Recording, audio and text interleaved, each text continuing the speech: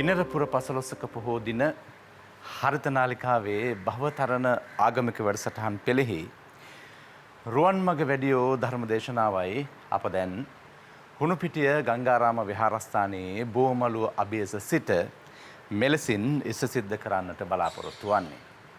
අද උදෑසන කාලයේ පටන්ම අප ඔබව දැනුවත් කළාසේම මේ උතුම් වූ පුර පසළොස්වක පොහොය දිනයේදීත් අපේ රටේ බෞද්ධ ජනතාවට වෙහෙර විහාරස්ථාන වෙත ගොස් ආගමික වතාවත් ඉෂ සිද්ධ කරන්නට සීල් සමාදන් වන්නට ඉඩ හසර නොලැබෙන නිසා එහි අඩුවක් නොදැනෙන්නට නිවසේ සිට ඔබට ඒ සියලුම පුණ්‍ය කටයුතු ඉෂ්ට සිද්ධ කරන්නට භවතරණ හරිත නාලිකාවේ බිනරපුර පසළොස්වක පොහෝ දින ආගමික වැඩසටහන් පෙළ යම් උපකාරයක් වනවායයි කියන විශ්වාසය මතයි අප රුවන්මග වැඩියෝ ධර්මදේශනයත් ඉෂ සිද්ධ කරන්නට බලාපොරොත්තු වන්නේ. ඒ වෙනුවෙන් අප නමස්කාර පූර්වකව ආරාධනා කොට සිටියා ශාස්ත්‍රපති ත්‍රිපිටක ධර්මවේදී අවසරයි පූජ්‍යපාද හසලක ශීල විමල ස්වාමීන් වහන්සේට අපේ හාමුදුරුවනේ ඔබ වහන්සේට නමස්කාර පූර්වකව ඇරයුම් කොට සිටිනවා මෙතෙන් පටන් රුවන්මග වැඩියෝ ධර්මදේශනය ඉෂ සිද්ධ කරන්නට. සමන්ත චක්කවාලේසු අත්‍රා ගච්ඡන්තු දේවතා සද්දම්මං මුනි රාජස්ස සුනන්තු සග්ග මොක්කදං ධම්මස්සවන කාලෝ අයං බදන්තා ධම්මස්සවන කාලෝ අයං බදන්තා ධම්මස්සවන කාලෝ අයං බදන්තා නමෝ තස්ස භගවතු අරහතු සම්මා සම්බුද්දස්ස නමෝ තස්ස භගවතු අරහතු සම්මා සම්බුද්දස්ස නමෝ තස්ස භගවතු අරහතු සම්මා සම්බුද්දස්ස. ඒ අපගේ ශාස්තෘ වූ සම්මා සම්බුදුරජාණන් වහන්සේට අප හැම දිනාගේම නමස්කාරය වේවා. සුපින්වත්නි, අදත් උතුම් පුර පසළොස්වක පොහොය දවසේ ඔබ ඊටාම ශ්‍රද්ධාවෙන් ධර්ම ශ්‍රවණය කරන්නටයි බණ අහන්නටයි බලාපොරොත්තු වන්නේ. බුදුරජාණන් වහන්සේ දේශනා කොට වදාළ ධර්මය ඒකාන්ත වශයෙන් අපේ අභ්‍යන්තරය සුවපත් කරනවා. අභ්‍යන්තරයේ සුවපත් නොවුණු ජීවිතයක් කායිකව කොයිතරම් සුවපත් වුණත් ඒක ඊට අර්ථවත් දෙයක් විදිහට බුදුදහම සලකන්නේ. බුදුදහම වඩා ගැඹුරු අර්ථවත් ක්‍රියාවලිය විදිහට සලකන්නේ පින්වත්නි Tamanගේ හිත සුවපත් කරගත්ත තැනකටයි. ඒ කියන්නේ කය සුවපත් වීමෙන් විතරක් මිනිස්සෙක් සෑහීමකටපත් වෙනවා නම් හිත සුවපත් වීම ගැන මිනිහෙකුට අදහසක් නැත්තම් ඒක බුදුරජාණන් වහන්සේ අගය කරපු ප්‍රබල ආධ්‍යාත්මික වැඩපිළිවෙල නෙමෙයි. බුදුරජාණන් වහන්සේ අපට පැහැදිලි කළා ආධ්‍යාත්මික සුවපත්වය Tamanගේ ජීවිතේ නගා සිටුව ගන්න පරියායක්. ඇත්තට මේ ආධ්‍යාත්මික සුවපත්භාවයේ වෙනදාට වඩා වැඩියෙන් අපට දැනෙන කාලයකයි අපි නතර වෙලා ඉන්නේ. වෙනදාට වඩා ආධ්‍යාත්මය සුවපත් කර ගැනීමේ වටිනාකම ඔබටත් මටත් වැඩි වැඩියෙන් දැනෙනවා. ඒකට හේතුව තමයි ජරා මරණ විසින් අපිව වට කරගෙන පහර ගහන වෙලාව.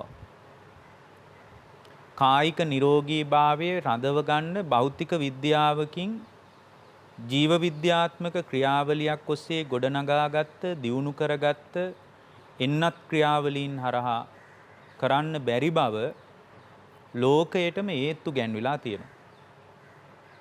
ආධ්‍යාත්මික දියුණුව ගැන ලෝකේ හදිස්සියක් කලබලයක් ඇති වෙච්ච යුගයකයි අදත් ඔබට මේ උතුම් බුද්ධ වචනේ ඔබට ඇහෙන්නේ. පින්වත්නි, නිරෝගීකම කියලා කියන්නේ කායික නිරෝගී වීමම නෙමෙයි. නිරෝගී භාවය කියන්නේ මානසික නිරෝගී වීමම නෙමෙයි. නිරෝගී භාවය කියන එක විවිධ පැතිවලින් ගොඩනගා ගන්න ඕන විදිහ ගැන බුදුරජාණන් වහන්සේ අපට පැහැදිලි කරනවා. බුදුරජාණන් වහන්සේ අපට පෙන්වලා දෙනවා මේ ජීවිතයේ තුලදීම අවබෝධය කරා යන ශ්‍රාවකයෙකුට මොන විදිහේ මොන ආකාරයෙන්ද Tamanගේ අවබෝධය ප්‍රත්‍යක්ෂ කරගන්න අවශ්‍ය කියලා. ඔබ දන්නවද? නිරෝගී භික්ෂූන් වහන්සේලා අතර මේ ගෞතම බුද්ධ ශාසනයේ අග්‍ර වෙන්නේ බක්කුල මහරහතන් වහන්සේ.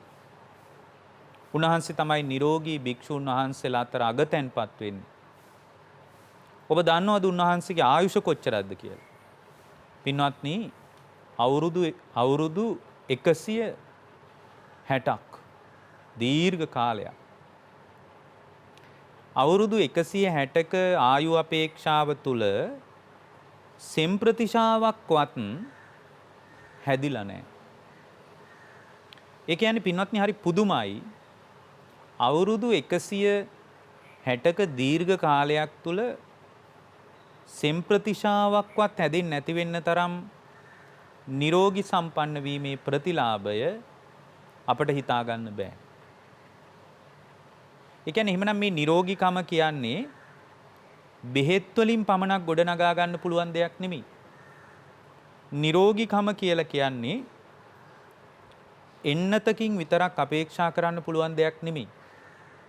නිරෝගීකම ASCII තවත් බොහෝ දේවල් අපිට ගොඩනගා ගන්න තියෙනවා. තව දුරටත් බොහෝ දේවල් අපිට ගොඩනගා ගන්නත් වෙනවා පින්වත්නි.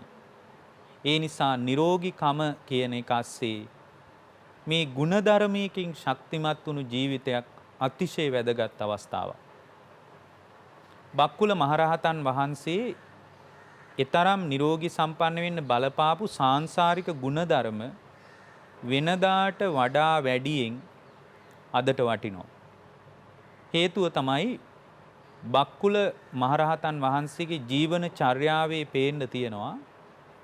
උන්වහන්සේ අතීතයේ අනෝමදස්සී බුදුරජාණන් වහන්සේගේ කාලේ මේ තාපස පැවිද්දට වනාන්තරයට ගිහින් හිමාලයට ගිහින් බණ භාවනා කරගෙන හිටිය කෙනෙක්. දැන් තාපස පැවිද්දෙන් තාපසයෙක් විදියට වනාන්තරයට ගිහින් තාපස ජීවිතයක් ගෙවනකොට අනෝමදස්සී බුදුරජාණන් වහන්සේ සමග ඊටාම කිට්ටු හිතවත්කමක් හදාගෙන තියෙනවා. මොකද බුදුරජාණන් වහන්සේ කොහොමත් අන්‍යාගමික ඉගැන්වීම් වලට ගරහා කරපු කෙනෙක් නෙමෙයි. බුදුරජාණන් වහන්සේ අන්‍යාගමික මතවාදවලට ගරු කරපු කෙනෙක්. උන්වහන්සේ කවදාවත් ගැරහුවේ නැහැ.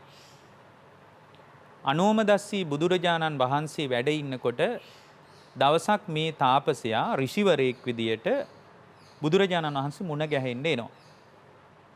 බුදුරජාණන් වහන්සේ මුණ ගැහෙන්න ඇවිල්ලා මේ පුද්ගලයා බුදුරජාණන් වහන්සේක කතා කරනකොට තේරෙනවා උන්වහන්සේ බොහෝම අපහසුයෙන් වැඩ ඉන්නවා කියලා.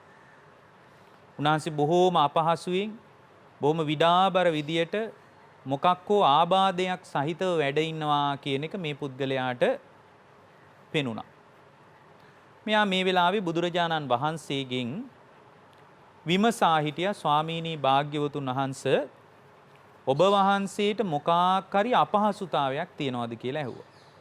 ස්වාමීනි භාග්‍යවතුන් වහන්සේ ඔබ වහන්සේට මොකක් හරි අපහසුවකින්වත්ද භාග්‍යවතුන් වහන්සේ වැඩ ඉන්නේ කියලා ඇහුවා. ඒතර මෙයා දැනගත්තා බුදුරජාණන් වහන්සේ උදරාබාධයකින් පෙළෙනවා කියලා. එහෙමනම් බුදුරජාණන් වහන්සේලාත් ලෙඩ වෙලා තියෙනවා. බුදුරජාණන් වහන්සේලා ලෙඩ වෙනකොට බෙහෙත් අරගෙනත් තියෙනවා. ඒතර බුදුරජාණන් වහන්සේ ලෙඩ වෙලා බෙහෙත් අරගෙන උන්වහන්සේ සුවපත් වෙලා තියෙනවා. එහෙමනම් අපිට එකක් තේරෙනවා පිරිත් ටිකකින් විතරක් අපිට ලොකු යහපතක් වෙයි කියලා අපිට බලාපොරොත්තු වෙන්න බෑ.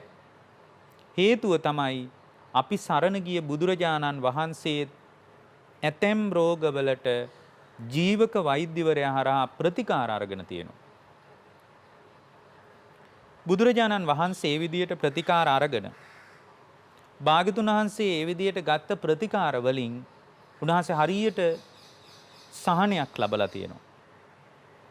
දැන් එදා පදුමුත්තර බුදුරජාණන් වහන්සේ ළඟට අර තාපසයා ඇවිල්ලා අහනවා අනේ ස්වාමීනි ඔබ වහන්සේට මොකක් හරි අපහසුවකින්ද වැඩ ඉන්නේ. ඒ වෙලාවේ උන්වහන්සේ මතක් කරනවා මම මේ උදරාබාධයකින් වැඩ ඉන්නේ කියලා. මේ තාපසයා කැලේට ගිහින් තමන්ගේ ගෝල පිරිස එකතු කරගෙන තමන්ගේ පිරිස එකතු කරගෙන බුදුරජාණන් වහන්සේ ළඟට ඇවිල්ලා හිමාලයට ගිහින් හිමාලයේ විවිධ බෙහෙත් වර්ග අරගෙන ඇවිල්ලා තමන්ගේ පිරිසත් එක්ක බුදුරජාණන් වහන්සේ ඉදිරියට ගෙනල්ලා විවිධ බෙහෙත් වර්ග කොටලා අඹරලා දැන් මේ බෞද්ධයෙක් නෙමෙයි මේ අන්‍යාගමික තාපසයෙක් බුදුරජාණන් වහන්සේ ඉදිරියේ බෙහෙත් වර්ග කොටලා බොහෝම ශ්‍රද්ධාවෙන් පින්වත්නි භාග්‍යවතුන් වහන්සේ ළඟට බෙහෙත් ටික පූජා කරලා හරියට උන්වහන්සේ සුවපත් වෙනකොට බලාගෙන හිටියා. පින්වත්නි මේ ඍෂිවරයාගේ බෙහෙත් වලට භාග්‍යවතුන් වහන්සේ සුව වෙලා තියෙනවා. ඒ භාග්‍යවතුන් වහන්සේ තුල පැවතිච්ච උදරාබාධය සම්පූර්ණයෙන්ම සුව වෙලා තියෙනවා. පින්වත්නි මේ විදියට බුදුරජාණන් වහන්සේ සුව වුණාට පස්සේ මේ පුද්ගලයා භාග්‍යවතුන් වහන්සේ දෙස බලාගෙන හරියට සතුටු වෙලා තියෙනවා. අනේ භාග්‍යවතුන් වහන්සේ කොයිතරම් සුව පහසුවෙන් වැඩ ඉන්නවාද කියලා හරියට සතුටටපත් වෙලා තියෙනවා. ඒ සතුටටපත් වෙච්ච මේ පුද්ගලයා අදිෂ්ඨාන කරලා තියෙනවා. භාග්‍යවතුන් වහන්සේ ළඟට ඇවිල්ලා ස්වාමීනි භාග්‍යවතුන් වහන්සේ ඔබ වහන්සේ මුලින් උදරාබාධයක් සහිතව වැඩ ඉන්නකොට මට භාග්‍යවතුන් වහන්සේට ඖෂධ පූජා කරන්න අදහසක් පහළ වුණා. ස්වාමීනි භාග්‍යවතුන් වහන්සේ ඔබ වහන්සේට ඖෂධ පූජා කළාට පස්සේ ඔබ වහන්සේ බොහෝම සුවයෙන් ඔබ වහන්සේ බොහොම සනීපේට වැඩ ඉන්නකොට ස්වාමීනි භාග්‍යවතුන් වහන්සේ මට හරි සතුටුයි කියනවා. ස්වාමීනි මං කොච්චර සතුටු වෙනවද කියනවා නම් භාග්‍යවතුන් වහන්සේ සුවපත් වීමේ කුසල බලයේ උපනුපන් ආත්මවලදී ස්වාමීනි මට නිරෝගී සම්පන්න කමම ලැබේවා කියලා පින්වත්නි එදා පදුමුත්තර බුදුරජාණන් වහන්සේගේ කාලේ එදා අනෝමදස්සී භාග්‍යවතුන් වහන්සේගේ කාලේ ප්‍රාර්ථනා කරගෙන ආපු දීර්ඝ කාලීන ගුණධර්මයක ප්‍රතිලාභය තමයි අපගේ බුද්ධ ශාසනයේ බක්කුල මහරහතන් වහන්සේ නමින් නිරෝගී සම්පන්න භික්ෂුන් වහන්සේලා අතර අගතැන්පත් වීම පිණිස බලපෑවි.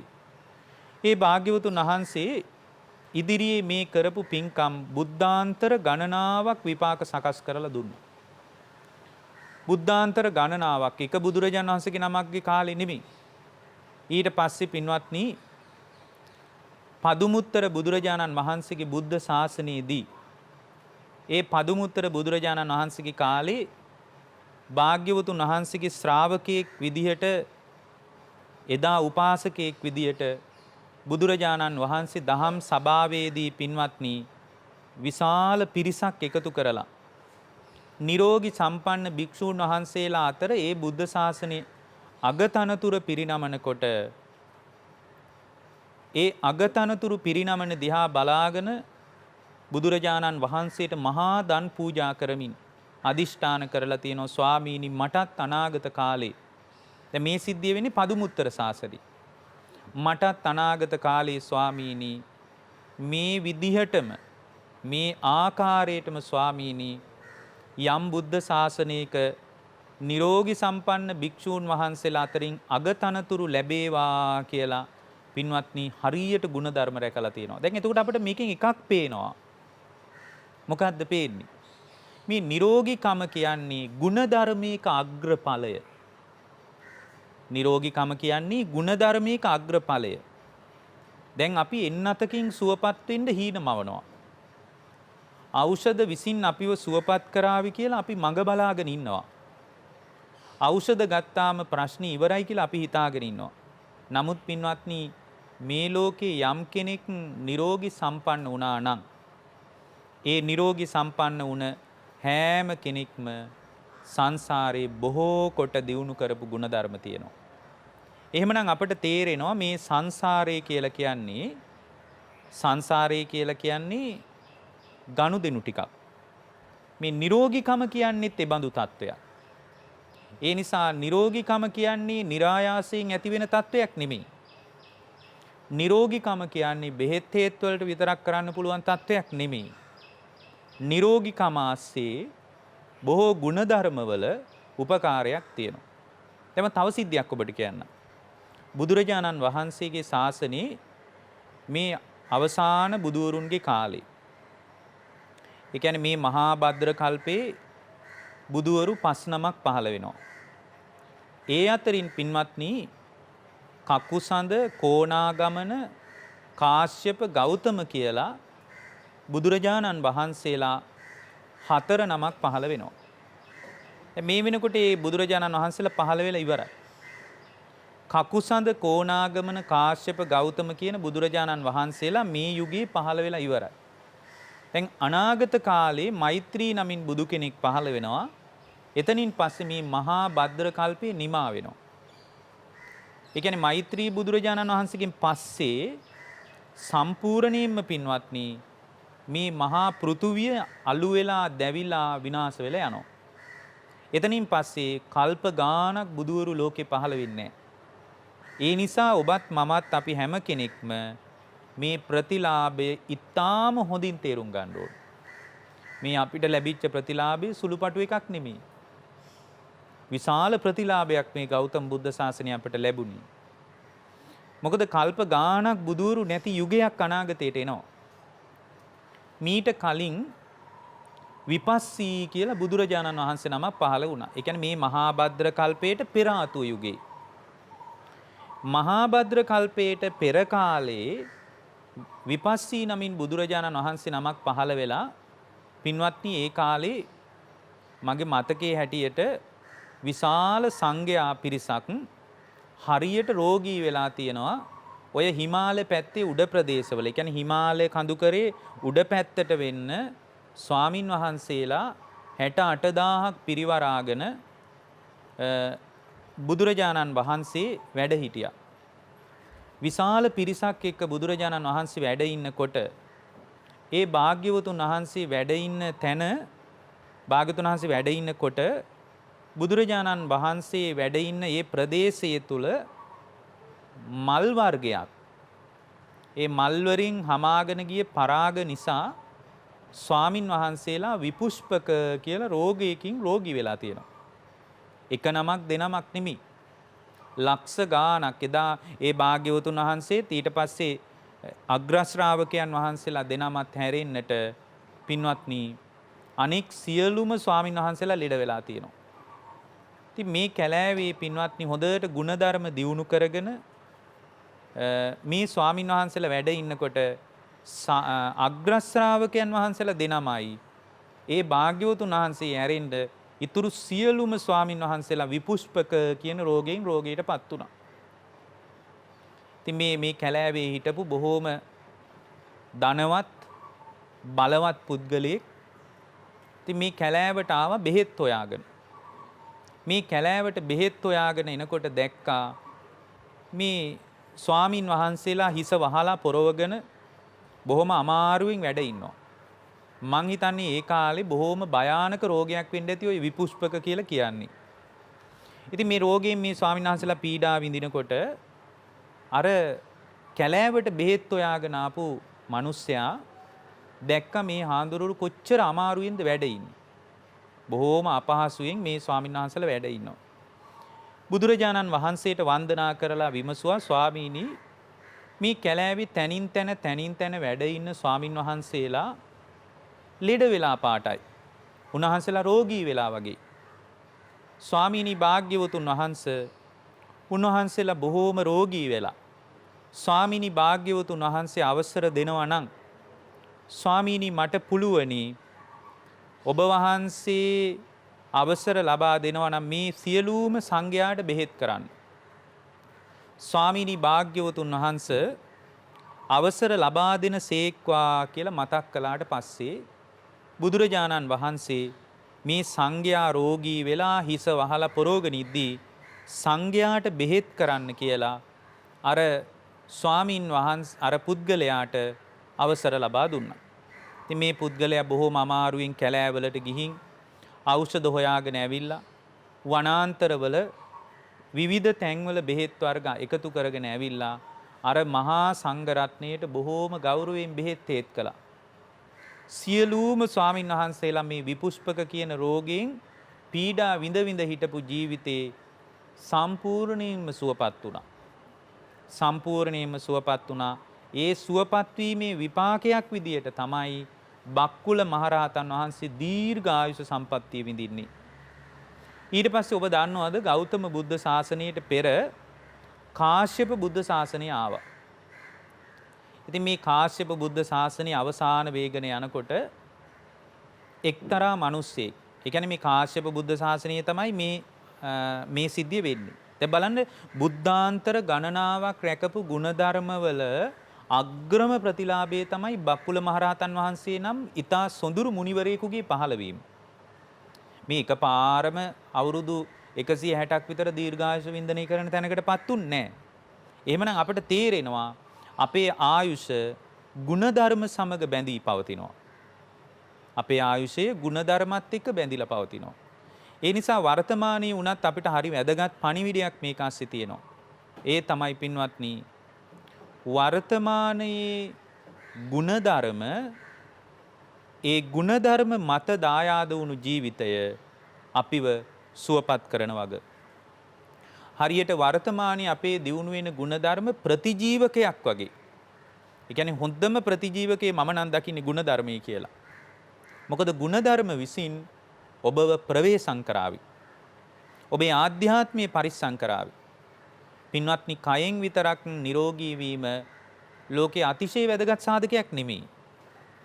මානසිකවත් ඔබව සුවපත් කරાવી ಗುಣධර්මයක් විසින්. දැන් භාග්‍යතුන් වහන්සේ අපට වදාලා දැන් මේ සිද්ධියත් හරි වැදගත් දෙයක්. කාශ්‍යප බුද්ධ ශාසනයේ පැවිදි ಗುಣධර්ම රකිමින් ස්වාමීන් වහන්සේ නමක් වැඩ හිටියා. උන්වහන්සේ බොහෝම හොඳින් ಗುಣධර්ම දියුණු කරගෙන ධර්මයක් පුහුණු කරගෙන වැඩ හිටියේ. ඉතින් මේ හාමුදුරුවෝ හොඳට ධර්මයේ දියුණු කරගෙන ඉද්දි මේ බුද්ධ ශාසනයේ බොහොම ධනවත් මිනිස්සෙක් කැලෑව ඇතුළට ගියා. Tamanගේ පරම්පරාවෙන් ගොඩනගාගත්ත නිවස දුර්වල වෙලා මේ සිටුමාලිගාව අලුතෙන් ප්‍රතිසංස්කරණය කරන්න කියලා හිතාගෙන මේ මිනිස්සයා කැලෑව ඇතුළට ගියා. ඒතකොට කැලෑව ඇතුළට මෙයා ගියේ කැලෑව ඇතුලෙන් දැව අරගෙන ඉන්න කියලා හිතාගෙන. ඉතින් දැව වර්ග අරගෙන මේ පුද්ගලයා කෙලීම Tamanගේ පිරිසත් එකතු කරගෙන ගිහින් තනින් තන දැව දැන් කපනවා. ගස් කොළන් කපලා එයාට අවශ්‍ය ප්‍රමාණයට දැව එයා සකස් කරගන්නවා. ඒකට එයා මේ දැව සකස් කර ගන්නකොට මේ පුද්ගලයා දැක්ක ඈතින් හාමුදුරුව කෙනෙක් ගහක් මුල වැඩ ඉන්නවා. භාවනා යෝගීව වැඩ ඉන්නවා. ඉතින් ඈතින් මේ ස්වාමීන් වහන්සේ භාවනා යෝගීව වැඩ ඉන්නකොට මේ පුද්ගලයා බලාගෙන හිටිය අනේ මේ හාමුදුරුව කොච්චර ಗುಣධර්මයක් මත ශක්තිමත් වෙනවද? අපි මේ ගෙවල් දොරවල් හදා අඹදරුව නඩත්තු කර අපි මේ ජීවිතේ ගෙවනවා. බලන්න මේ හාමුදුරුව මොන තරම් ಗುಣධර්මයක් දිනු කරනවද? මොන තරම් ಗುಣධර්මයකින් ශක්තිමත් වෙලා ඉන්නවද කියලා ඈත ඉඳලා බලාගෙන හිටියා. දැන් මේ පුද්ගලයාගේ අනෙක් පිරිස අර දැව වර්ග සකස් කරනවා. ඒ දැව වර්ග සකස් කරන අතරේ මේ පුද්ගලයා දකිනවා මේ ස්වාමින් වහන්සේ එක්තරා වෙලාවක භාවනාවෙන් නැගී ඉඳලා පාත්‍ර සිවුරු අරගෙන එහෙම ගමට පිණ්ඩපාතේ යනවා. ඉතින් මේක බොහොම ලස්සන දර්ශනයක්. මේ බොහොම රමණීය දර්ශනය මේ පුද්ගලයා දැකලා බොහොම ශ්‍රද්ධාවටපත් වෙලා මෙයාට හිතුණා අනේ මේ හාමුදුරන්ට වැස්ස වහින වෙලාවක ඉන්න තැනක් නෑ නේද? මොකද මේ රුක්ෂ මූලයක් ඇසුරු කරගෙන වැඩ ඉන්නේ. අපි මේ හාමුදුරුවන්ට මෙතන කුටියක් හදමු කියලා කල්පනා කරලා අර Tamanගේ ගෙදර හදන්න කපාපු දැව ටික ඔක්කොම අරගෙන Tamanගේ අර දැව කපමින් හිටිය මිනිස්සුත් එකතු කරගෙන හරි ලස්සනට පින්වත්නි පුංචි කුටියක් අර ගහ යටම ඊටාම පොඩි කුටියක් හදලා තියෙනවා. ඉතින් ගහ යට කුටියක් හදලා ඒ හාමුදුරුවන්ට නිකන් මැස්සක් වගේ එකක් හැදුවා උන්වහන්සේට සැතපෙන්න. දැන් මේ ඉක්මනට මේ වැඩේ කළා. දැන් පැය කීපයක් ඇතුළත මොකද මේ හාමුදුරුවෝ ගමට පින්නපාතේ ගියා. දැන් පිණ්ඩපාතේ කරගෙන දානේ වළඳලා හවස් කාලේ වෙනකොට ආයෙත් මේ ගහ යටට එයි කියලා හිතාගෙනයි මේ වැඩේ කළේ. ඉතින් මේ මිනිස්සයා Tamanගේ අර 25ක් 30ක් විතර කැලේට ගියපු අයත් එකතු කරගෙන බොහෝම ශ්‍රද්ධාවෙන් අර හාමුදුරුවෝ වැඩ හිටියේ ගහ යට පුළුවන් විදියට කුටියක් හදලා වහලෙත් පුළුවන් විදියට සෙවිලි කරලා මැස්සක් වගේ එක්කුත් ගහලා ආයෙත් ඈතට ගිහින් බලාගෙන හිටියා. අර ස්වාමින් වහන්සේ බොහෝම මහන්සියෙන් වෙහෙසටපත් වෙලා සතපුම් ගානක් දුර ගෙවාගෙන මේ හාමුදුරුවෝ වැඩම කළා. සතපුම් ගානක් දුර ගෙවාගෙන මේ හාමුදුරුවෝ වැඩම කරලා මේ හාමුදුරුවෝ අර මැස්ස උඩ වාඩි වුණා. දැන් මෙයාට හරිය සතුටුයි. කවදාවත් නැති තරම් හිතේ ප්‍රීතියක් හටගත්තා. අනේ මම මේ හාමුදුරන්ට වැඩින්ට මම ඉදි කරාපු මේ මැස්ස උඩ මේ හාමුදුරු වැඩ ඉන්නවා නේද කියලා හරිය සතුටක් මේ මිනිස්යාගේ හිතේ ඇති වුණා. ඇති වෙලා ඉක්මනින් ගියා. ගිහින් අර හාමුදුරන්ගේ කකුල් දෙක අත ගාලා වැන්දා. දැන් මේ බෞද්ධයෙක්ද ඉන්නේ? බෞද්ධයෙකුත් නෙමෙයි. බලන්න මේ සංසාරික පුරාපු ගුණධර්ම මතුවෙවි එන විදිය.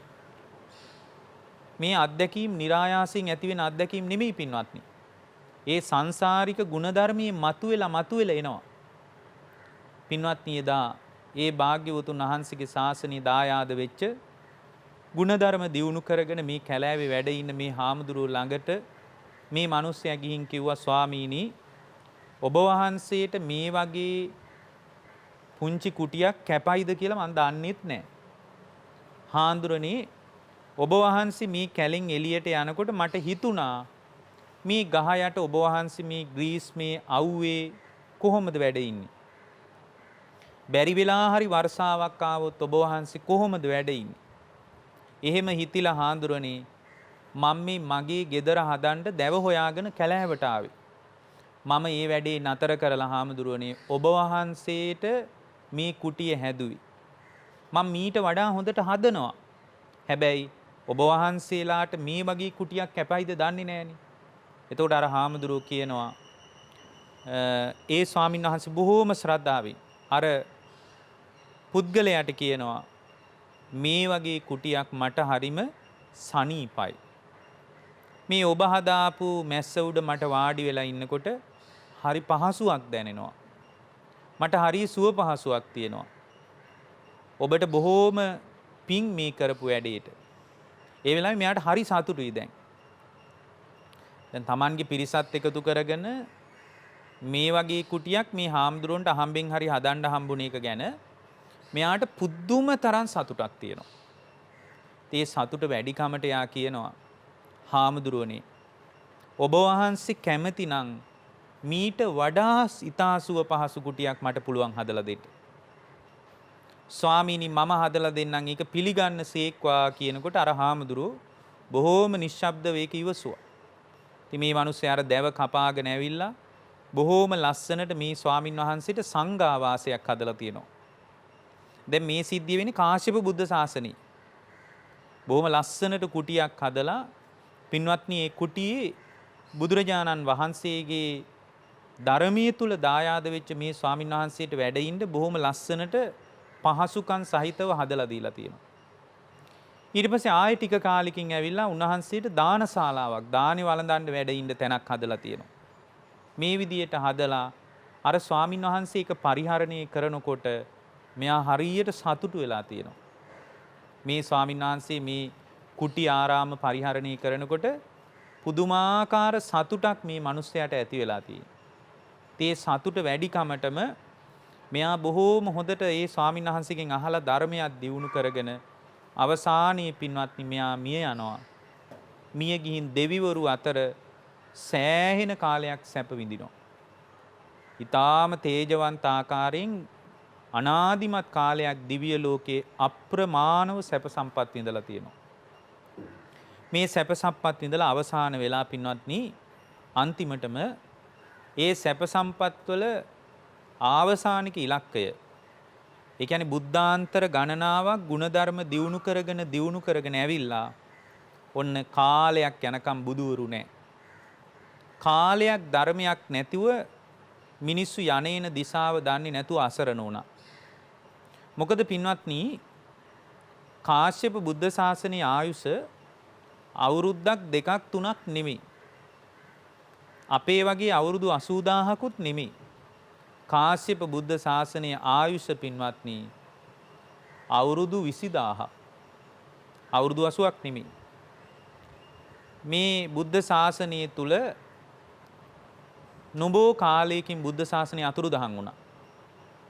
බුද්ධ ශාසනය අතුරුදහන් වෙලා ටික කාලයකින් පින්වත්නි ධර්මයක් දියුණු කරලා අරහත්ත්වයට පත් වෙන්න බැරි බොහෝ දෙනෙක් සාංශාරික ගමනේ සුගති භූමියක උපන්නා.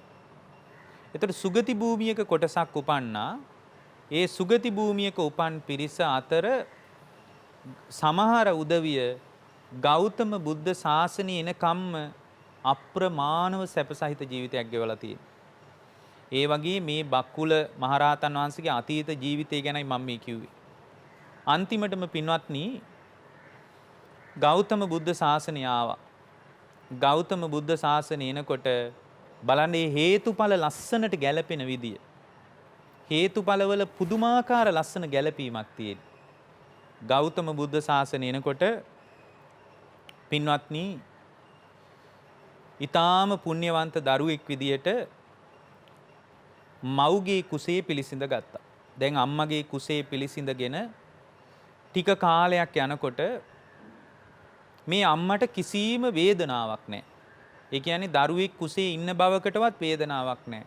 පින්වත්නි කොච්චර පුණ්‍යවන්තයිද කියනවා නම් දරුවා කුසට ආපු දවසේ ඉඳලා ඒ කියන්නේ දරුවා කුසට ආපු දවසේ ඉඳලා අම්මට සෙම් ප්‍රතිසාවක් හැදුන්නේ නැහැ කියනවා. බලන්න මේ පුණ්‍ය තේජස කොච්චරද කියලා. මේ බක්කුල මහරහතන් වහන්සේගේ ජීවිතේ සම්පූර්ණයෙන්ම උන්වහන්සේ ගිහි ජීවිතේ ගිහි දරුවෙක් විදියට පාරමී ධර්මයන් සම්පූර්ණ කරගෙන කුසට පිළිසිඳ ගන්නකොට පින්වත්නි අම්මට සෙම් ප්‍රතිසාවක් හැදිලා නැහැ. එච්චර මහා පුණ්‍යවන්ත දරුවෙක්. ඉතින් අන්තිම කාලේ දැන් මේ ගැන කතාව යනකොට මේ මිනිස්සු කල්පනා කරලා තියෙනවා මේ නම් මහා පුණ්‍යවන්ත දරුවෙක්. අපේ ආගමට අනුව අපි ගඟට අරගෙන ගිහින් මේ දරුවා වෙනුවෙන් අපි වතාවත් කරමු කියලා. ඒ කියන්නේ නිරෝගී සම්පන්න දරුවෙක් බිහි වුණොත් ඒ නිරෝගී සම්පන්න දරුවා වෙනුවෙන් ඒ කාලේ තිබිලා තියෙන හොඳ ආචාර ධර්ම පද්ධතියක්. කිරිමව්වරු එකතු වෙලා ඒ දරුවව ගිහින් විශේෂ උත්සවයකදී පෙරහැරක් ලෑස්ති කරලා ඔය අපේ ලංකාවේ තියෙන ඉඳුල් කටගාන උත්සව ඔය වගේ එක එක උත්සව තියෙනවා. ඒ කාලේ තිබ්බ උත්සවයක් වෙන්න ඇති. දරුවා අරගෙන ගිහින් ගඟට අරගෙන ගිහින් කිරිමව්වරු විසින් නාවල විශේෂ ආශිර්වාදයක් ගන්නවනවා. දැන් බොහොම ලස්සනට මේ බොහොම ධනවත් පවුලකනේ උපන්නේ. මේ ධනවත් පවුලක උපන් මේ දරුවා අරගෙන බොහොම ලස්සනට පෙරහැරකින් කිරිමව්වරු 25ක් 30ක් එකතු වෙලා කරවටක් විතර වතුර එන තැනට මේ දරුවත් උස්සගෙන යනවා. අරගෙන ගිහින් ගඟේ මේ දරුවා නාවනවා. මේ නිරෝගී සම්පන්නකම අපේක්ෂා කරන එක්තරා ආකෘතියක් වෙන්න ඇති. ඉතින් නාවනකොට හරි පුදුම දෙයක් වුණා. ටිකක් විශාල ගංගානේ ඉන්දියාවේ තිබ්බේ. දැන් ලංකාවේ හැටියටනේ ලංකාවේ ගංගා තියෙන්නේ. අචරවතී, සරඹු, මහී, යමුනා, ගංගා කියන විශාල ගංගා ඒ රටේ ආකෘතියටයි පිහිටලා තියෙන්නේ. දැන් ලංකාවේ තිබ්බනම් විශාලාවේ තියෙන ඒ විශාල ගංගාවක්. ඉන්දියාවේ තියෙන මහා ප්‍රතාපවත් ගංගාවක් ලංකාවේ තිබ්බනම් අපිට වතුරේ තමයි ඉඳ වෙන්නේ. මොකද සමහර ගංගා එච්චරට විශාලයි. දැන් මේ කිරිමව්වරු මේ දරුවා වෙනුවෙන් ආශිර්වාද ගන්නන ක්‍රමේ තියෙනවා. මේ දරුවත් අරගෙන කෙලින්ම යනවා කරවටක් විතර වතුර එන තැනට. ඒ රටේ තිබ්බ ආචාර ධර්මයක්. කරවටක් විතර අරගෙන ගිහින් මේ දරුවා 3 වතාවක් ඔබලා නාවනවා. දැන් මේ දරුවත් අරගෙන ගිහින් නාවනකොට හරි අමුතු දෙයක් වුණා. සමහර විට මේ බඳු කතාවක් නිකන් සුරංගනා කතාවක් වගේ හිතෙන්නත් පුළුවන්. නමුත් මේ පුණ්‍යවන්ත ජීවිතවල ආකෘතිය අපිට හිතා ගන්න බෑ. මේ පුණ්‍යවන්ත දරුවෙක්ගේ හැඩතලය ගැන අපිට හරියට අදහසක් ගන්න බෑ. දැන් මේ දරුවා අරගෙන ගිහින් නාවන්න හදනකොට ටිකක් විශාල මත්ස්‍යයෙක් ඇවිල්ලා තියෙනවා. මේ කිරිමව්වරු බය වුණා. බය වෙලා දුවනකොට එකපාර දරුවා වැටුණා වතුරට. ඉතින් මේ මාළුවා මේ දරුවා ගිල්ලා කියනවා. ඒවා කොච්චර ඇත්තද නැතද අපි දන්නේ නැහැ. නමුත් මේකේ හරි ලස්සන දෙයක් තියෙනවා. අවසානෙට මේ මාළුවා දැලකට අහු වෙලා දීවර ගමකට ගිහින් මේ විශාල මාළුවෙක් නිසා මේ මාළුවා පිටින්ම විකුණමු කියලා කතා කරගෙන බොහොම ධනවත් ගෙදරකින් මේ මාළුවා මිලට අරගෙන තියෙනවා. මිලට අරගෙන අන්තිමටම මේ දරුවගේ කුස පළලා බලනකොට මේ මාළුවාගේ කුස පළලා බලනකොට ඉතින් පුණ්‍යවන්ත දරුවෙක් හිටියා කියනවා. ඉතින් විශාල මාළුවෙක් වෙන්න ඇති. මොකද දැනුත් ඔය සමහර මුහුදේ ඉන්න මත්ස්‍යයන් විශාල මත්ස්‍යයෝ ඉන්නවා. ඒ මත්ස්‍යයන් මරලා මස් වශයෙන් වෙන් කරනකොට ඒ මත්ස්‍යයන් ගිලපු සමහර සත්තුන්ට ප්‍රාණය තියනවා කියනවා. එච්චරට කුස විශාලයි සමහර මත්ස්‍යයන්ගේ. ඒ වගේ වෙන්න ඇති. ඉතින් මේ විදිහට මේ දරුවා ඊටාම පුණ්‍යවන්ත දරුවෙක් බව දැනගෙන මේ දරුවා හදාගෙන බොහොම ශ්‍රද්ධාවෙන් ඉන්නකොට මේ කතාව මේ මුළු නගරේම පැතිරිලා ගියා. මේ මාළුවෙක්ගේ කුසේ ළමෙක් හිටියලු කියලා අමුතු කතාවක් නේ මේක. අහම්බෙන් ඒ බඳු සිද්ධියක් වෙන්න බැරිකමකුත් නැහැ. දැන් මේ සිද්ධිය ආරංචි වෙලා අර Tamanගේ මුල් අයිතිකාරයාට, මුල් අම්මාට, මුල් තාත්තාට මේක ආරංචි වෙලා රජුරවන්ට ගිහින් කිව්වම මේ දෙපිරිසම ගෙනල්ලා කරුණු අහලා රජුරව තීරණය කරා කියනවා දෙගොල්ලන්ටම දරුවගේ අයිතිය දෙන්න. ඒ දෙගොල්ලන්ටම දරුවගේ අයිතිය දුන්න නිසා කියනවා බක්කුල උනේ. කුල දෙකකට අයිති නිසා. කුල දෙකකට අයිති නිසා තමයි ওই බක්කුල කියන නම පැතිරෙන්නේ. ගිහි ජීවිතේ අවුරුදු 80ක් පින්වත්. දවසක් දෙකක් තුනක් නම් කමන්නේ. අවුරුදු 5ක් 6ක් නම් කමන්නේ. අවුරුදු 80ක් ගිහි ජීවිතේ. අන්තිමටම ගෞතම බුදුරජාණන් වහන්සේ කෙරෙහි පැහැදිලා බුදුරජාණන් වහන්සේ ළඟට ගිහින් ධර්මී පිහිට හදාගත්ත. ඒ කියන්නේ මහාන වෙලා තියෙන්නේ අවුරුදු 80ේ. ඒතර අද නම් අවුරුදු 80 කියන්නේ උඩ බලාගෙන ඇදක් උඩ ඉන්න කාලේ. සමහර විට පිට ඉන්න කෙනෙක් එයාට කවන්න ඕන. පිටින් ඉන්න මිනිහේ කන්දන්න ඕන. ඒ කියන්නේ කෙලින් කොන්ද කෙලින් තියලා හිට ගන්න බැරි කාලයක් අවුරුදු 80 කියන්නේ. නමුත් ඔබ දන්නේ නැතුව ඇති බක්කුල මහරහතන් වහන්සේගේ ජීවිතයේ අවුරුදු 80කින් පස්සේ තමයි පැවිද්දට එන්නේ. අවුරුදු 80කින් පැවිද්දට ඇවිල්ලා උන්වහන්සේ පුදුම තරම් ගුණධර්ම තිබුණු කෙනෙක්. පින්වත්නි කවදාවත් මිනිසු ගෙනත් දෙන දානි ටිකක් වළඳලා නැහැ. මිනිස්සු දෙන වස්ත්‍රයකින් හදාපු සිවුරක් උන්වහන්සේ පොරවලා නැහැ. උන්වහන්සේගේ ජීවිතේ හරි අරුම පුදුම දේවල් ටිකක් තියෙනවා. එක්තරා වෙලාවක අචේල කස්සප කියලා මේ බක්කුල මහරහතන් වහන්සේගේ ගිහි කාලේ යාළුවෙක් හිටියා. දවසක් මේ අචේල කස්සප බක්කුල මහරහතන් වහන්සේ ළඟට එනවා. බක්කුල මහරහතන් වහන්සේ ළඟට ඇවිල්ලා අහනවා දැන් පරණ යාළුවෝනේ. පරණ ඇඳුනුම් කමක් යාළුකමක් තිබුණා. පරණ යාළුකමක් තිබුණ නිසා ඒ පරණ යාළුකමත් එක්කම බොහොම හිතවත් කතාවකට වැටුණා. කතාවකට වැටිලා බක්කුල මහරහතන් වහන්සේගෙන් විමසනවා ස්වාමීනි ශ්‍රමණයන් වහන්සේ ඔබ වහන්සේ මේ පැවිදි ජීවිතයට ඇවිල්ලා මේ පැවිදි ජීවිතයට ආපු කාලයේ දක්වාම ඔබ වහන්සේ කොයිතරම් කාලයක් ಗುಣධර්ම දියුණු කළාද කියලා. එතකොට උන්වහන්සේ කියනවා මම අවුරුදු 80ක් ಗುಣධර්ම රැකපු කෙනෙක්. ඒ කියන්නේ පැවිදි වෙලත් අවුරුදු 80ක් ජීවත් වෙනවා. එතකොට තමයි 160ක් වෙන්නේ. ඒ කියන්නේ දීර්ඝායුෂයක් වින්දනය කරපු බකුල මහරහතන් වහන්සේගේ ජීවන වෘත්තාන්තේ හරි විස්මිතයි පින්වත්නි. මේ ಗುಣධර්ම වල කූට ප්‍රාප්තිය මේ. දැන් උන්වහන්සේගෙන් බකුල මහරහතන් වහන්සේගෙන් විමසනවා අචේල කස්සප ඔබ වහන්සේ මේ අවුරුදු 80 ඇතුළත හාඳුරනේ කී වතාවක් කාමසේවනය කරාද කියලා අහනවා. දැන් මේ හාමුදුරුව කෙනකින් අහන්න ඕන කතාවක්ද මේ අහන්නේ? නෑ. එයාර පරණ යාළුකමට මේ අහන්නේ. පරණ හිතවත්කමට ඇඳුනුම්කමට අහන්නේ ඔබ වහන්සේ හාඳුරනේ කී වතාවක් මෙවුම් දම් සේවනය කළාද? ඒ කියන්නේ කී වතාවක් කාන්තාවක් ඇසුරු කළාද කියලයි මේ අහන්නේ. ඒතර මේ බක්කුල මහරහතන් වහන්සේ මතක් කරනවා ප්‍රශ්නේ අහපු විදිය වැරදි කියනවා. ඔය විදියට අහන්න එපා කියනවා.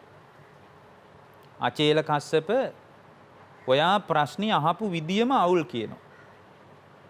හොඳයි හාඳුරනේ කොහොමද මං අහන්න ඕන කියලා අහනවා. ඔබ වහන්සේ මට කියන්න කොයි විදියටද මේ ප්‍රශ්නේ අහන්න ඕන මම? ඒතර උන්වහන්සේ මතක් කරනවා කී වතාවක් කාම සේවනය කළාද කී වතාවක් මෙවුන්දම් සේවනය කළාද කියලා අහන්න එපා කියනවා. ඔබ වහන්සේට කී වතාවක් කාම සංඥා පහළ වුණාද කියලා අහන්න කිව්වා. දැන් මේ බක්කුල මහරහතන් වහන්සේ කියනවා මේ කාම සේවනය කරපු කතා අහන්න එපා කියනවා. අහන්න කියනවා ඔබ වහන්සේ කී වතාවක් ඔබ වහන්සේට කාම සංඥා පහළ වෙලා තියෙනවද කියලා. එතකොට අර පුද්ගලයා කියනවා හොඳයි එහෙනම් හාඳුරණී මට කියන්නකෝ ඔබ වහන්සේ කී වතාවක් ඔබ වහන්සේට කාම සංඥා පහළ වෙලා තියෙනවද? උන්වහන්සේ මතක් කරනවා මේ අවුරුදු 80ට දැන් බලන්න අවුරුදු 80ක් ඇතුළත උන්වහන්සේ මතක් කරනවා මේ අවුරුදු 80ට මට කාම සංඥාවක් පහළ වුණා කියලා මතක නැහැ කියනවා. මේ අවුරුදු 80ට මට කාම සංඥාවක් පහළ වුණා කියලා මතක නැහැ කියනවා. ව්‍යාපාද සංඥාවක් පහළ වුණා කියලා මට මතක නැහැ කියනවා. මේ අවුරුදු 80ට හිංසා සංඥාවක් පහළ වුණා කියලා මට මතක නැහැ කියනවා. එතකොට ඒ තැනට හිත හැදුවේ මේ ධර්මය. එතකොට අචේල කස්සප කියනවා හරි පුදුමයිනේ හාඳුරනේ. මම මෙච්චර කල් මහානකම ගෙවනවා මට තියෙන්නේ නිර්වස්ත්‍රකම විතරයි. ඔය අචේල කස්සප කියන ගෝත්‍රයට ආයිති අය පින්වත්නි ඒගොල්ලෝ බොහොම නිර්වස්ත්‍රව ජීවිතය ගෙවන්නේ. එතකොට මොනර පිල් කලඹයි නිර්වත්කමයි මුඩු කරගත්ත හිසයි විතරයි ඒ අයට තියෙන්නේ. එතකොට මේ මුඩු කරගත්ත හිසක් සම්පූර්ණයෙන්ම ඒ කියන්නේ හිස මුඩු වෙලා නම් නිර්වත්කම තියෙනවා නම් ඊට පස්සේ මොනර පිල් කලඹ අතේ තියෙනවා නම් ඔය අචේලක කියන ගෝත්‍රයට ඒ අය ආйти. ඒගොල්ලොත් මේ පැවිදි කණ්ඩායමක් විදියට ඉන්නවා. ඔය නිගණ්ඨු ඉන්නේ අද ඉන්දියාවේ වගේ. ඒතර එයා කියනවා මට තියෙන්නේ නිර්වත්කම විතරයි. ඔබ වහන්සේ හරි පුදුමයි කියනවා. මේ අවුරුදු 80ක් ඇතුළත ඔබ වහන්සේට කාම සංඥාවක් පහළ වෙලා නැහැ කියන එක මට හිතා ගන්න බෑ කියනවා. උන්වහන්සේ හරි ලස්සන කතාවක් කියනවා. උන්වහන්සේ මතු කරනවා අචේල කස්සප මම මේ විදියට ධර්ම මාර්ගයට ඇවිල්ලා ගුණ ධර්මයක් දියුණු කරගෙන ඉන්නකොට මම ණයට දානි වළඳලා නැහැ කියනවා. මම ණයට දානි වැළඳුවේ දවස් 7යි කියනවා. 7 වෙනි දවසේ එළි වෙනකොට මම නිකලෙස් කියනවා. 7 වෙනි දවසේ එළි වෙනකොට මම නිකලෙස් වුණා කියනවා. මම මිනිසුන්ගේ බත්පතට ණය වුණේ දවස් 7ක් විතරයි කියනවා. මම ගෙවපු ජීවිතේ බඳු එකක් කියනවා. මම කවදාවත් මිනිහෙක් ගෙනල්ලා මගේ අතට පූජා කරපු සිවුර මම පොරවලා නැහැ කියනවා. මම හැමදාමත් පාංශකූලික සිවුරෙන් යපුඩි කියනවා. කවදාවත් ස්ත්‍රියකට බණ ටිකක් කියලා නැහැ කියනවා. කවදාවත් සික්ක මාතාවකට ධර්මී කිව්වේ නැහැ කියනවා. එච්චරට හුදේකලාවේ ධර්මයේ දියුණු කරගෙන ආධ්‍යාත්මික සුවයම විඳ විඳ හිටපු කෙනෙක් අවුරුදු 160ක් කියන්නේ පොඩි කාලයක්ද පින්වත්නි. මේ තාක් කාලයක් පැවිදි වෙලා අවුරුදු 80යි කියනවා. මේ අවුරුදු 80කට භික්ෂුණියකට බණ ටිකක් කියලා නැහැ කියනවා. ඊතරම් හුදේකලාවේ අල්පේච්ඡ ජීවිතයක් ගෙවුවේ කියනවා. දැන් අද නම් අද බලන්න අද කෙනෙක් අවබෝධයටපත් වුණා කියලා එයා බෝඩ් එකකුත් ගහ ගන්නවා. ඒතර අද කෙනෙක් ඒ කියන්නේ ඒකෙන්ම තේරෙනවා ඒ බඳු ආධ්‍යාත්මික ගුණධර්ම ඒ අයගේ ජීවිතවල නැහැ කියලා. ඒ කියන්නේ අවබෝධයටපත් වුණු කෙනෙක් ඒක හුවා දක්වනවා. දැන් උන්වහන්සේ මතක් කරනවා මම ගත කරපු හුදේකලාවේ බඳු එකක් කියනවා. ඉතින් මේ විදියට අවුරුදු 80ක් විතර පැවිදි ජීවිතේ ගෙවුවා. භාග්‍යවතුන් වහන්සේ විසින් මුල් කාලෙම නිරෝගී සම්පන්න භික්ෂුන් වහන්සේලා අතර අගතැනතුර පිරිනැමුවා. දැන් මේකෙන් අපිට පේන අපිට දැනෙන අපිට තේරෙන එක දෙයක් තියෙනවා. ඒ තමයි පින්වත්නි මිනිස්සු සෞඛ්‍ය සම්පන්න වෙන්න හීනමවනවා නම් සෞඛ්‍ය සම්පන්නකම ගැන මිනිසුන්ට අදහසක් තියනවා නම් ඒ සෞඛ්‍ය සම්පන්න කමට මිනිස්සු අතර ලෙන්ගතුකමක් තියනවා නම් මේ බෙහෙත් ටිකකින් විතරක් ඒක කරගන්න බෑ. බෙහෙත් ටිකක් විතරක් බීලා මිනිසුන්ට නිරෝගී සම්පන්න වෙන්න පුළුවන් කියනවා නම් මේ කාලේ ඕනෑවට වඩා කරගන්න පුළුවන් වෙන්න ඕන. මොකද මේ කාලේ තරම් බෙහෙත් තේත් ලෝකේ කවදාවත් තිබ්බේ නැහැ. දැනට අවුරුදු 60කට පිටිපස්සට ගිහින් බලන්න. මෙච්චර දියුණු බෙහෙත් තිබ්බද?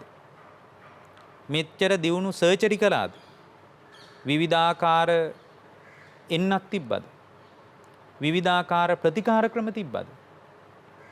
විවිධාකාරයේ විවිධ විෂයන් වලට වෙන් වෙච්ච වෛද්‍යවරු හිටියද? කවුරුත් හිටියේ නැහැ. දැන් මේ කාලේ කොච්චර එන්නක් දියුණු කරලා තියෙනවද? එක එක රෝගවල දැන් මේ කොවිඩ් වසංගතයට පවා ලෝකෙ කොච්චරනම් එන්නත් හදාගෙන තියෙනවද? කීයක් නම් එන්නත් දියුණු කරගෙන තියෙනවද? එතකොට අපිට තේරෙනවා එක දෙයක්.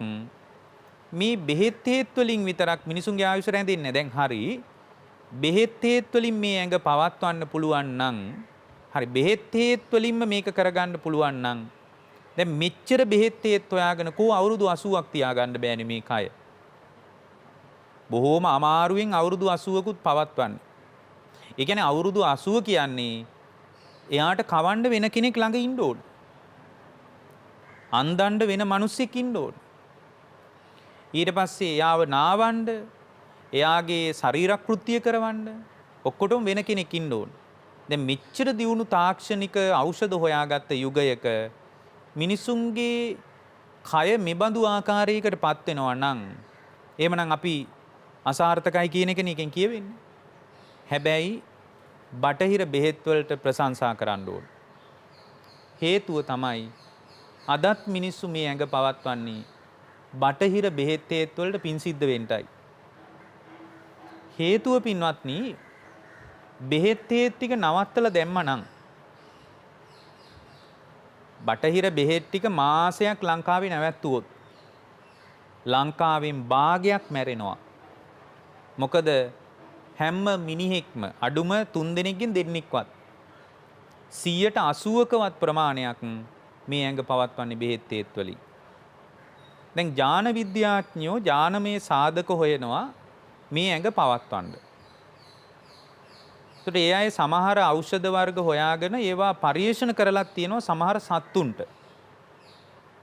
ඔය සමහර බෙහෙත් වර්ග ලෝකේ පරිේෂණ කරලා තියෙනවා ආයුෂ වැඩි කරගන්න. ඒ බෙහෙත් මීයන්ට සාර්ථක වෙලා තියෙනවා. සමහර මීයෝ වගේ සත්තුන්ට ඒ බෙහෙත් සාර්ථක වෙලා තියෙනවා. නමුත් මීයන්ට ඒ බෙහෙත් සාර්ථක වුණාට අපිට නම් තවම දැනෙන්නේ මිනිසුන්ට ඒ බෙහෙත් සාර්ථක වුණා කියලා. ඒකෙන් අපිට තේරෙනවා එක දෙයක්.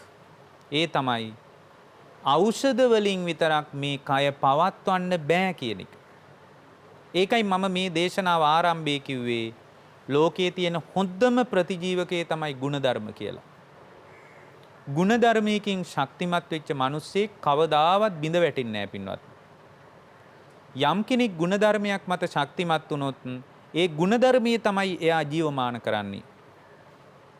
ඒකට හොඳම නිදර්ශනය තමයි බක්කුල මහරහතන් වහන්සේ.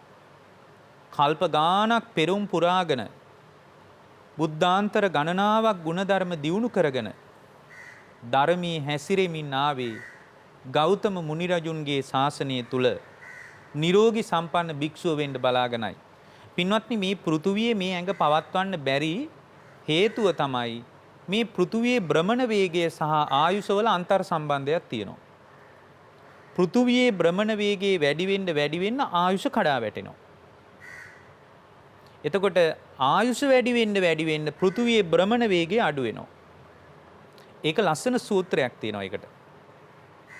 එතකොට පෘථුවියේ ආයුෂ ඒ කියන්නේ පෘථුවියේ භ්‍රමණ වේගය වැඩි වෙලා මේ භ්‍රමණය 10000ක විතර වේගයෙන් භ්‍රමණය වෙනකොට මිනිසුන්ගේ ආයුෂ අවුරුදු 10ට අඩු වෙනවා පින්වත්නි. ඒ කියන්නේ ඔබේ අනාගතයේ පරම්පරා ගානකට පස්සේ වෙන දෙයක්. එහෙනම් බෙහෙත් කොච්චර දියුණු කරගත්තත් බෑ. දැන් මේ කොවිඩ් වසංගතය එනකොට මිනිස්සු හිතාගෙන ඉන්නවා මේ ප්‍රශ්නේ දැන් අවුරුදු 2-3කින් විසඳෙයි කියලා. මේ ප්‍රශ්නේ විසඳෙයි. හැබැයි දැන් ලෝකේ කතා කරනවා මේ වෙනකොට දැන් උත්තර ධ්‍රවයේ තියෙන අයිස් කඳු වේගෙන් දිය වෙනවා. ඒකට හේතුව ගෝලීය උෂ්ණත්වය ඉහළ යන එක. ගෝලීය උෂ්ණත්වය ඉහළ යනකොට අර අයිස් කුට්ටි දියවි යනකොට අවුරුදු 20000ක් විතර පරණ සමහර බැක්ටීරියා තියනවලු. එක බැක්ටීරියාවකින් මුළු රටක් විනාශ කරන්න පුළුවන්. දැන් එහෙනම් ආයුධ ඕන නැහැ. අපි හිතාගෙන හිටියා අනාගත කාලේ ආයුධ යුද්ධයකින් දැන් මිනිස්සු දිනු කරපු න්‍යෂ්ටික අවි වලින් අපි හිතුවා මේ ලෝකේ යුද්ධ කරගන්නකොට මිනිස්සු මැරෙයි කියලා. පින්වත්නි, යුද්ධවලට වඩා මැරෙනවා සමහර වෛරස් වලින්. එහෙමනම් අනාගත ලෝකේ අවිනිශ්චිතයි. ඒ වගේම එකක් මතක තියාගන්න, අනාගත ලෝකේ අවුරුදු 10ට ආයුෂ අඩු වෙනවා. මම නම් කියන්නේ 8මාරටවත් අඩු වෙනවා කියලායි. ඒ කියන්නේ අවුරුදු 10ට ආයුෂ අඩු වෙන්නේ මේ පෘථුවියේ භ්‍රමණ වේගය වැඩි වෙනකොට මේ කයේ තියෙන එනර්ජි එකක්. කායික ශක්තියක් තියෙනවා.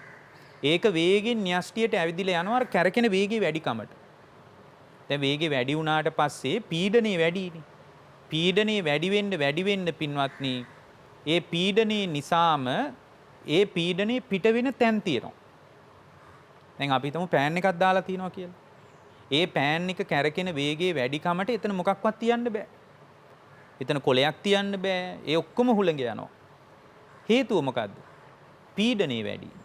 අන්න ඒ වගේ මේ භ්‍රමණේ වැඩි වෙලා අවසානෙට පින්වත්නි, මිනිසුන්ගේ මේ කායික ශක්තිය වේගයෙන් න්‍යෂ්ටියට ඇදිලා යනකොට වේගෙන් වියපත් වෙනවා. ඕක තමයි වියපත් වීමේ පටිපාටි. සමහරට ඔයගොල්ලෝ බටහිර ලෝකෙට හොයාගන්න බැරි වෙන්න පුළුවන්. ඒක හොයාගන්න බැරුණා කියලා අපිට කරන්න දෙයක්වත් නැහැ. ඒතර මේ කෙනෙක් හිතන්න පුළුවන් මේ පෘථුවියේ මේ භ්‍රමණය කියන එකට මේ මොකද්ද බලපාන්නේ? බලපාන්නේ අපේ සිතුවිලි පින්වත්නි. සිතුවිලි වල වේගය වැඩි වෙන්න ඒක මේ පෘථුවියට බලපානවා. මොකද බුදුරජාණන් වහන්සේ වදාලා චිත්තේන නීයති ලෝකෝ. ලෝකේ හිතින් හදාගත් එක. මේ හිතින් හදාගත්ත ලෝකයේ තුල අප්‍රමාණ වශයෙන් සීමාවක් නැතුව විවිධාකාරයේ දුක්ඛ ස්කන්ධයන්ට අපිට අනාගත ලෝකේ විවෘත වෙන්න වෙනවා. දැන් මේ ඔක්කොම කියන්නේ අනාගතේ ඔබව බය කරන්න නෙමෙයි.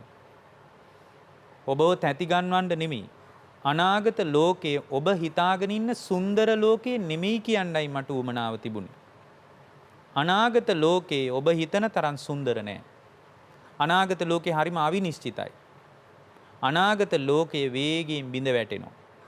ඒ බිඳ වැටෙන ලෝකය ස්වභාව ධර්මයේ රිද්මය හා එකතු වෙන්න අපිට වැඩපිළිවෙලක් තිබ්බොත්, ඒ ස්වභාව ධර්මයේ රිද්මයට එකතු වෙච්ච තැනක තමයි අපි පරිස්සම් වෙන්නේ.